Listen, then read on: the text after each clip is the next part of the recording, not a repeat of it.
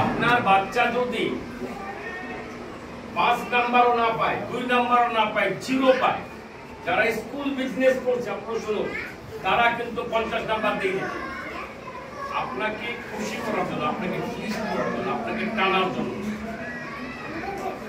এই জায়গাটা আপনারা একটু বুঝবেন। একটা বাচ্চা সে এক্সাম্পল, নট শিওর, এটা আমি কিন্তু শিওর বলছি না, আমি একটা এক্সাম্পল দিচ্ছি। একটা বাচ্চা বয়স কত, 4.5 বছর বা 3.5 বছর। এখানে ভেবে নেবেন এই বাচ্চাটা কত নাম্বার পেতে পারে। বুঝছেন, যারা 30 নাম্বার 40 নাম্বার দিয়ে দিচ্ছে আপনাকে খুশি করার জন্য, এই বাচ্চাটা কত নাম্বার পেতে পারে। আমার এই বাচ্চাটা যে স্পিডে দৌড়াবে, আমি ওকে ধরতে গেলে আমি ঘেমে যাব, আমি সেই স্পিডে দৌড়াতে পারবো না। একটা সময় আমারও একটা সময় ছিল, আমিও দৌড়ে গেছি। ওকে যদি আমি বলি এখান থেকে ম্যানগড় পর্যন্ত দৌড়ে যাবে, দৌড়ে আসবি, ও কিন্তু পারবে না।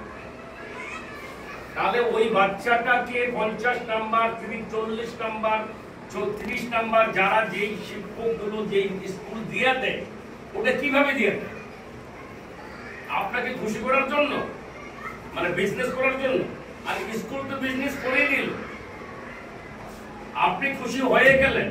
সেই স্কুল থেকে নেক্সট যখন অন্য স্কুলে যাবে তখন বাচ্চাটা কি করবে? আমার প্রশ্ন আপনাদের কাছে, আপনারা বলুন, আমার প্রশ্নটা কি আপনাদের বোঝা হয়েছে? যদি বোঝা না হয় আবারও বলুন, ওই বাচ্চাটা তখন কি করবে? অন্য স্কুলে গিয়ে তখন কি করবে? পিছিয়ে যাবে, মাটির নিচে ঢুকে যাবে, তোমার সামনে আনতে পারবে না। কিন্তু মাই চ্যালেঞ্জ, এটা আমার চ্যালেঞ্জ যে আমি বলছি, আমার স্কুলে সেটা ওইভাবে গঠন করা হয়েছে। এক্সাম্পল একটা দেখছি, সত্য এক্সাম্পল, যেহেতু এটা আমি এখানে বলছি, এখানে ভিডিও করা হচ্ছে, এটা ইউটিউবে চলে যাবে, ফেসবুকে চলে যাবে, আপনাদের হোয়াটসঅ্যাপের গ্রুপে দেওয়া হবে। যার নাম বলছি সেও দেখবে। এর আগে আকলিমা একটা ম্যাডাম ছিলেন, পরীক্ষার সময় যখন রেজাল্ট তৈরি করবে, পরীক্ষা হয়ে গেল, আমাকে ডেকে পার্সোনাল বলছে, স্যার একটা কথা বলো, নৌরিনকে কি ফাঁস করে দেবে? আমাকে জিজ্ঞেস করেছে আমার মেয়ে সম্পর্কে। আমি বলছি কি ফার্স্ট পাবার কি কত কিছু করেছে না, তা করে দেবো কি না, জন্য নেবার ও যেটুকু পাবে ওকে সেইটুকু দাও। আমার মেয়ে এখান থেকে পিএইচডি করবে না, অনার্স মাস্টার্স করবে না, মাস্টার ডিগ্রি করবে না, এখান থেকে বের হই ভালো জায়গায় যাবে, তখন গিয়ে যেন পিছিয়ে না যায়, তখন গিয়ে যেন জিরো না হয়ে যায়। আপনাদের বোঝা হয়েছে আমার কথাটা? প্লিজ এই কাজটা আপনার বাচ্চার ভবিষ্যৎটা পিছিয়ে দেবেন না।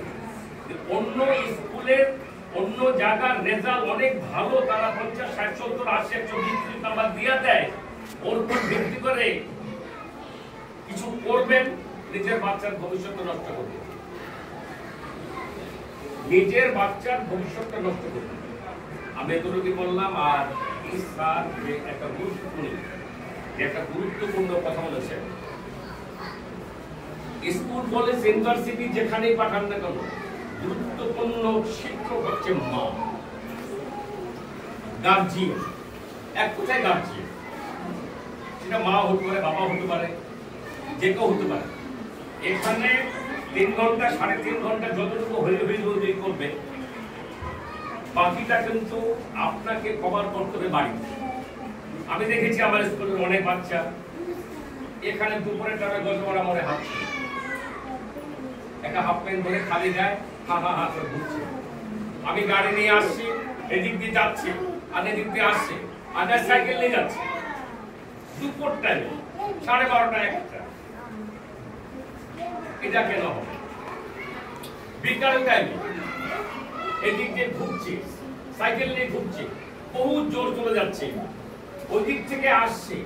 আমি ওকে দেখে 2-3 জন আমি ওদেরকে দেখে আমার গাড়িটা বেশ সাইড করলাম,